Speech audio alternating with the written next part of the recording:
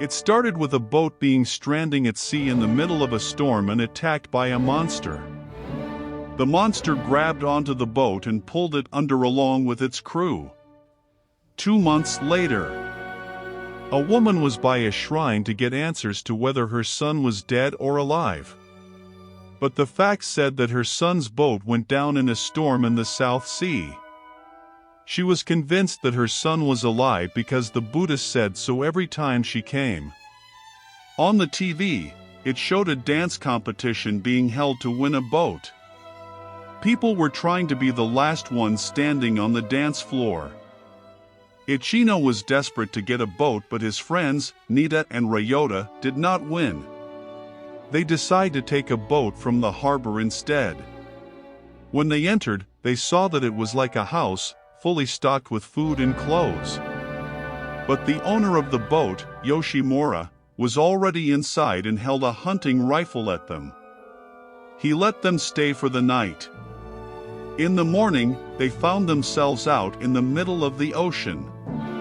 Ichino had already started the boat and set sail while everyone was asleep, and he took Yoshimura's rifle. Ichino refused to turn the boat around, and Nita and Ryota did not know how to drive a boat. They remained below deck and heard on the radio of a news report about a ship leaving the harbor and a robbery. Nita and Ryota suspected Yoshimura of being the reported thief. Ichino refused to turn around because he needed to find his brother, Yada, who went missing during the storm. Over time, the food supply started to dwindle and they entered a storm.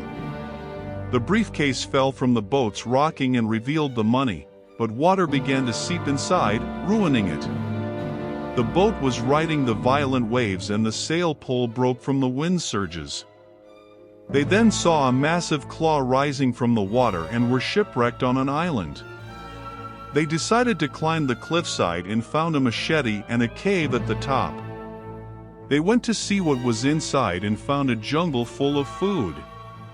After eating their fill, they traveled across the island and found a ship entering the bay.